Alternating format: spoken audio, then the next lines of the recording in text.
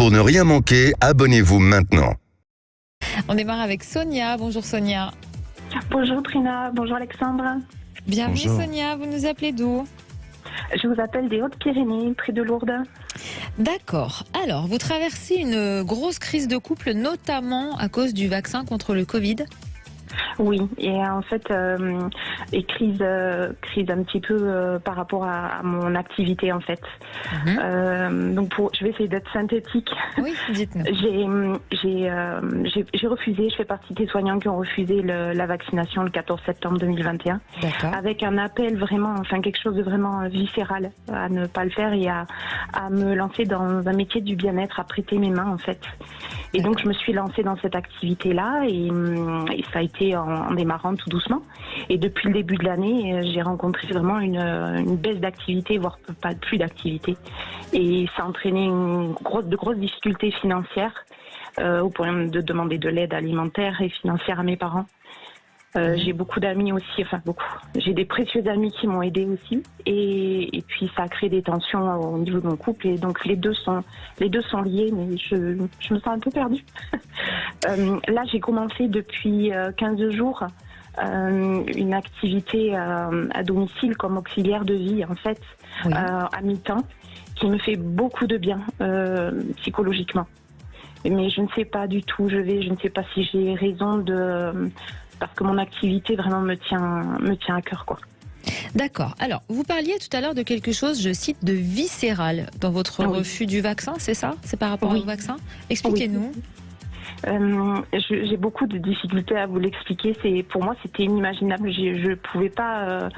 Dès que je visualisais, je veux dire, je suis vaccinée, j'ai pas de souci avec les vaccins, mais c'était pas possible. Je pense que c'était comme peut-être une bascule, parce que ça faisait déjà 2 ou 3 ans que dans mon activité infirmière, je pense que j'étais pas complètement heureuse dans la branche où j'étais, D'accord. ou du moins des choses me pesaient au niveau administratif, au niveau donc je l'ai vu comme un entonnoir qui se resserrait, quoi, qui m'amenait à sauter le pas. Mais quand je vois tout ce que ça bouleverse, ouais.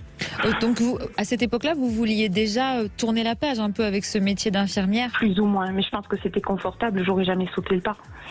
D'accord. J'avais l'impression que c'était un peu un signe, vous voyez, de la vie. Après, ça m'a rattrapée parce que la violence de cette ça a été une injonction, quoi. Et ça, je l'ai digéré ce début d'année. J'ai beaucoup pleuré.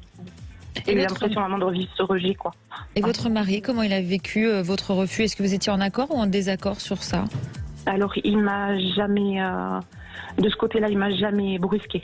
Il m'a jamais poussé à faire ce vaccin pour garder mon métier, mais j'ai pas reçu le soutien que j'aurais aimé. Il m'a soutenu d'une autre façon, matériellement, bien sûr, et comme il a pu.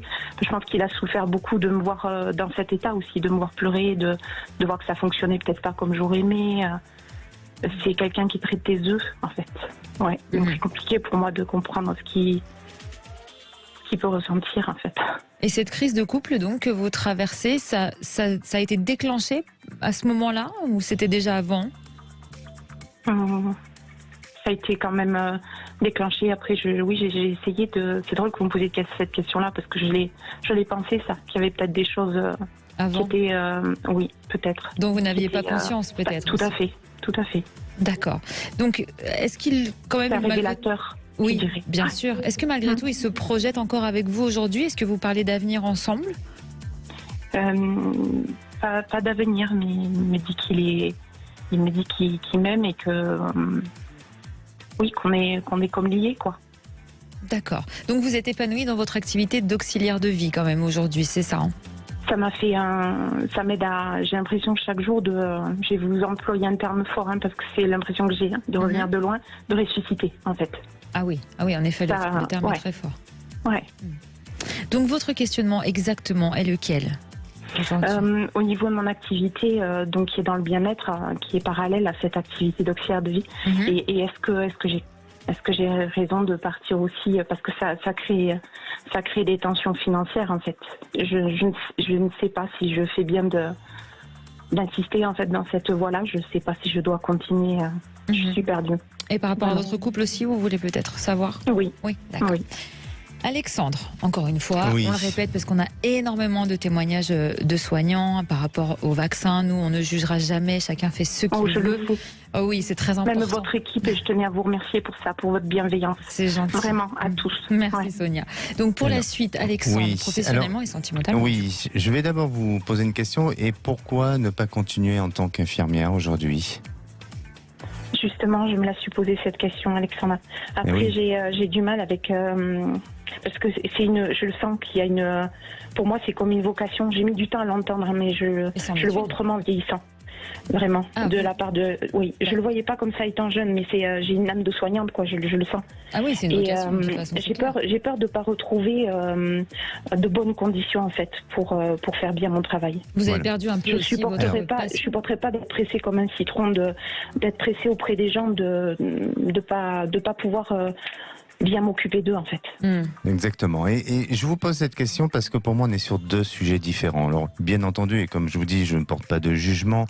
Votre choix a été celui de la non-vaccination et ça vous appartient, il n'y a pas de souci.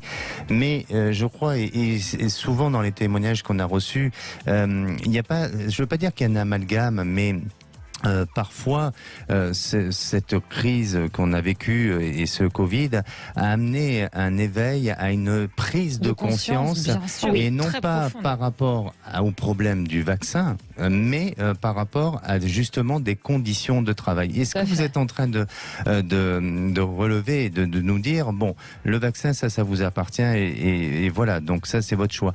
Mais aujourd'hui, je crois que votre problème de fond n'était pas principalement lié au vaccin, puisque bon, la situation s'est avérée comme ça et on est malheureusement passé par une période comme nous l'avons vécu précédemment, mais elle est plus, en ce qui vous concerne aujourd'hui, elle est plus liée Au métier même. voilà, et aux conditions de travail. Elle disait Et aux pressé comme des citrons. C'est très fort comme Exactement, et puis surtout un problème peut-être de reconnaissance, de valorisation. Donc c'est ce que je ressens chez vous et c'est ce qui vous a amené à vous retrouver isolé, à vous retrouver seul. Et alors, comme prétexte, attention, le terme est peut-être pas bien employé, hein, c'est peut-être pas celui-là, mais il y a eu cette histoire malheureusement de vaccination, je dis bien malheureusement, mais il y a eu cette histoire-là et ça n'a fait que chez vous surenchérer sur vos peurs, vos problèmes, vos difficultés, votre isolement et puis malheureusement ça a divisé une société. Oui, ça a peut-être mis en lumière tous ces aspects-là et ça a été une goutte d'eau, Sonia, pour vous en fait. Oui. Et c'est pour ça qu'aujourd'hui, et je crois qu'aujourd'hui, ce qui est important, c'est de retrouver l'équilibre avec vous-même, c'est-à-dire être en contact avec votre intériorité. Et pour moi, les conflits que vous avez aujourd'hui extérieurs, tels que les conflits avec votre époux ou peut-être avec des membres de la famille ou autre, je ne veux pas dire qu'ils sont infimes, mais il ne faut pas que vous en preniez, il faut pas que vous en donnez une grande importance, même s'ils sont là et même s'il ne faut pas les ignorer, mais vous verrez que ces conflits-là se diminueront le moment où vous serez en accord avec vous, avec votre intériorité et avec votre être et avec votre épanouissement. Donc ce qui est important aujourd'hui, c'est peut-être de vous réconcilier aussi un petit peu avec vous-même, avec votre métier, hein, je ne dis pas avec la hiérarchie ou le système dans lequel on vit et on est, mais avec vous-même et avec votre métier. Et n'oubliez pas toutes ces années que vous avez données, que vous avez aussi reçues par les patients, par tout ce que ils ont pu vous apporter, tout ce qu'ils ont pu aussi miser sur vous en termes d'espoir, de bienveillance. Eh bien, je crois que ça, c'est ce qu'il y a de plus important. Et c'est ce qui va vous permettre d'avoir de la force, de pouvoir poursuivre, de pouvoir continuer. Et puis aussi, de ne pas vous arrêter dans les projets que vous souhaitez mettre en place. Alors, que ce soit aujourd'hui auxiliaire de vie ou que ce soit un autre métier, peu importe, le principal, c'est de concentrer toute cette énergie-là et toutes les ressources que vous avez pour pouvoir en faire quelque chose de bien et qui soit en phase avec vous et que ça plaise ou que ça déplaise, mais en attendant que vous réalisez. Et c'est vraiment si vous êtes sur cette notion-là, vous verrez que votre couple, vous allez le réaligner parce qu'il y a, en fait, il y a eu un souci d'alignement, tout simplement. C'est Oui. qu'à un moment donné, on n'était plus, on n'était plus sur le même alignement de pensée, de mode de vie, et Même comme je longueur dis, d'onde, voilà, ouais. même longueur d'onde. Mais je le dis vraiment, cette période-là a divisé beaucoup trop de Oui, on monde le et voit à travers les témoignages. et ça a Oh, fait mon des Dieu. dommages collatéraux Incroyable. importants.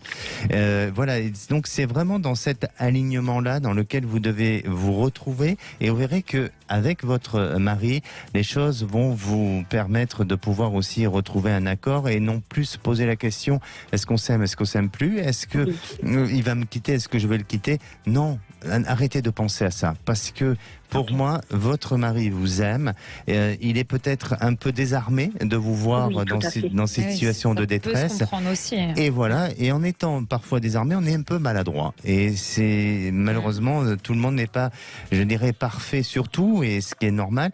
Mais la vie continue ainsi, et notamment dans votre couple. Et puis ensuite, en ce qui vous concerne au niveau de votre entourage, et même si vous vous êtes mis dans une situation de fragilité financière, malheureusement, eh bien, allez sur des objectifs de rêves, de projets, de réalisation, parce que c'est en réalisant ces rêves qu'on arrive à obtenir pas mal de choses, et surtout notamment du changement. Voilà de ce qui semble ressortir. Donc pour moi, ce qui est important, c'est, je ne vais pas dire votre couple, mais ce qui est important, c'est vous, et avec Oui. vous-même. Merci beaucoup Alexandre, merci beaucoup Trina. C'est nous qui vous remercions pour votre témoignage, Sonia. Vraiment, merci beaucoup. Merci. À bientôt. À bientôt et merci à toute l'équipe. Merci.